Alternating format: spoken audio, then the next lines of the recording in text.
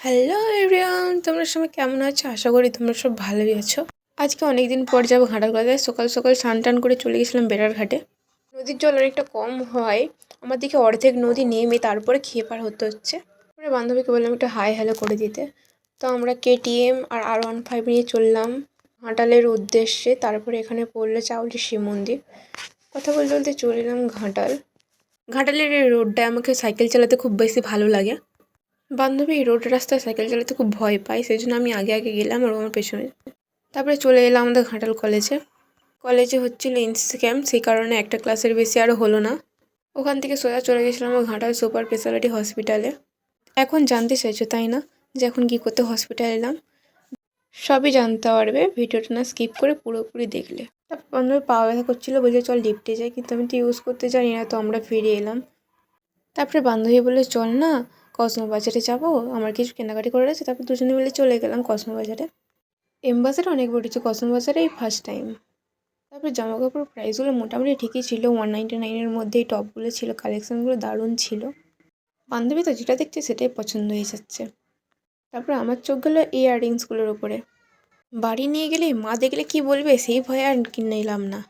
তারপরে চোখ গেলো এই শাড়িটার উপরে। বান্ধবীকে বললাম এই শাড়িটা আমাকে গিফট কর না। বান্ধবী বলছে আমাকেই কে দেয়, আবার তোকে গিফট করবো? তারপর বললাম বান্ধবী এই মাসের মধ্যে যদি বিয়ে করতে পারিস এই লেহেঙ্গাটা তোকে আমি গিফট করে দেবো। 99 দিচ্ছিল, বাট আমার একটা ছিল, আমি এখন নিলাম না, কিছুদিন পরে নেব।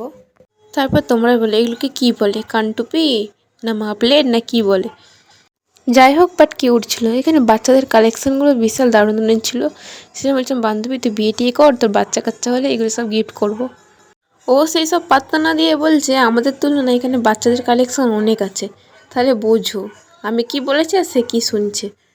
তিনতলায় শুধু বাচ্চাদেরই কালেকশন বেশি ছিল, সে কারণে আমরা সেখান থেকে নেমে দোতলায় চলে এসেছিলাম। তারপরে বান্ধবী আমাকে চয়েস করতে দিল একটা স্কার্ফ, কিন্তু আমার ভালো পছন্দ হচ্ছিল না। তারপরে ব্যাগগুলো দেখছিলাম, দারুণ কালেকশানগুলো ছিল। এই কুর্তিটা আমার আর ওর দুজনেই পছন্দ হয়েছিল, বাট আমি বেশি টাকা নিয়ে যাইনি, সেই কারণে আমি আর নিলাম না, নেক্সট টাইম গেলে নেব। 99-এর সিটি স্টাইলিশ টুপিগুলো কালেকশন ছিল। তারপরে চলে গেছিলাম কসমেটিকের কালেকশানে। এখানে হিমালয়া 10% অফ ছিল। তারপরে ম্যাডাম আমাদের দিকে সব কিছু বলে বলে দিচ্ছিল কোনটা কত পার্সেন্ট অফ আছে, কীরকম কী অফার দিচ্ছে।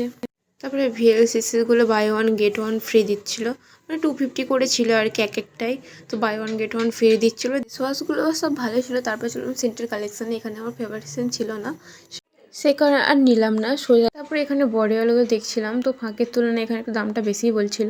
পছন্দের বনভিলের এই বটলটা, সেই সকাল থেকে বেরিয়েছিলাম, এখনও কিছু খাওয়াইনি, সেই জন্য আমরা চলে গেছিলাম কলকাতা বিরিয়ানিতে, কিন্তু ওখানে ভিড় থাকাকালীন আমরা নিলাম পার্সেল। কলেজ আসলে আমরা 1 প্লেট বিরিয়ানিকে দুজনে মিলেই খাই। তারপর বান্ধবী প্যাকেটটা ওপেন করে দেখে কী কী পিস পড়েছে আর কি। তারপর ললিতা আমাকে প্রথম খাইয়ে দিল, তারপরে আমিও কিছু নিয়ে খাইয়ে দিলাম। তোমাদেরকে বলাই হলো না যে কী করে আমি হসপিটাল গেছিলাম। আবারও চলে গেছিলাম হসপিটালে, কারণ কিছুদিন হলো আমার বোনও হয়েছে, তাকে দেখতে যাওয়া হয়নি, তাই চলে গেছিলাম বোনুকে দেখতে। এই রুমটার পাশ দিয়ে আমরা দুবার গিয়েছিলাম, বাট এখানে কাউকে দেখতে পাইনি তখন। তারপর কাকার সাথে কন্ট্যাক্ট করে ঠিকঠাকভাবে চলে এলাম, এখন খুব ভালো লাগছে। ও ফাইনালি এবারে বোনুকে দেখবো, তো তোমরাও দেখে নাও আমার বোনকে কেমন লাগছে। দেখেছো কেমন হাতটা ধরে রেখেছে, মনে হচ্ছে না ছাড়বেই না। এটা হচ্ছে ওর শয়তান দিদি, আর এটা হচ্ছে আমাদের কিউট বোন। তারপর কাকিকে বললাম আমার কোলে একটু তুলে দিতে, কি ভয় লাগছিল আমাকে, তখনই মনে হচ্ছিল ওকে কি চটকায়, কিন্তু এই তো 4 দিনের বাচ্চা। আমরা দুজনে বলে কার মতো দেখতে হচ্ছে, কাকার না কাকির মতন। তো বলতে নাচ দিতে বললে এবার অনেকক্ষণ হয়েছে, তোমরা এবার চলে যাও। বান্ধবী বলছে আমার পায়ে ব্যথা করছে, আমি আর নামতে পারবো না নিচে। তারপর ডিসাইড করলাম যে আমরা লিফটে করেই যাব। মনে একটু ভয় কাজ করছিল, কিন্তু তাও কি করব, ইচ্ছা যখন একবার জেগেছে তো লিফটেই যাব। আমরাও ছাড়ার পাত্রী নই। একটু ভয় আর একটু সাহস নিয়ে উঠে পড়েছিলাম লিফটে। তারপরে সুইচ প্রেস করার পরে দেখছি লিফটটা কাঁপছে। বান্ধবী বলছে আমরা আর বেরাতে পারবো না দেখবি। তারপর লিফটটা আস্তে আস্তে 3 তলা থেকে 1 তলার দিকে যাচ্ছে, 1 2 3 বলে পরপর কাউন্টিং হচ্ছে। তারপর গ্রাউন্ড ফ্লোরে এসে আমাদের লিফটটা ওপেন হলো। তারপরে বান্ধবী আর আমি বেরিয়ে এসে দীর্ঘ একটা নিঃশ্বাস নিলাম। বান্ধবীকে দেখে মনে হচ্ছে বান্ধবী আজকে খুব কষ্ট হয়ে গেছে, কারণ আজকে সারাদিনটা এত খাটনি গেছে বান্ধবীর উপর। রথতলা এসে বান্ধবী নিয়েছিল মিষ্টি, আর আমি এখানে দেখছিলাম রাসফুল। সোজা চলে গেছিলাম ভাষা বলে, ওকে কিনে দিল একটা ফুটি আর আমি একটা নিয়ে নিলাম। তারপরে মোনা এই প্লান্টগুলো দেখছিল, বেশ ভালোই লাগছিল। আমাকে বললো যে আমলকি খাবে, তাই আমলকিগুলো একটু বেছে দিচ্ছিলাম। আজকের ব্লগটা এই পর্যন্ত, দেখা হচ্ছে নেক্সট কোনো ব্লগে। টাটা।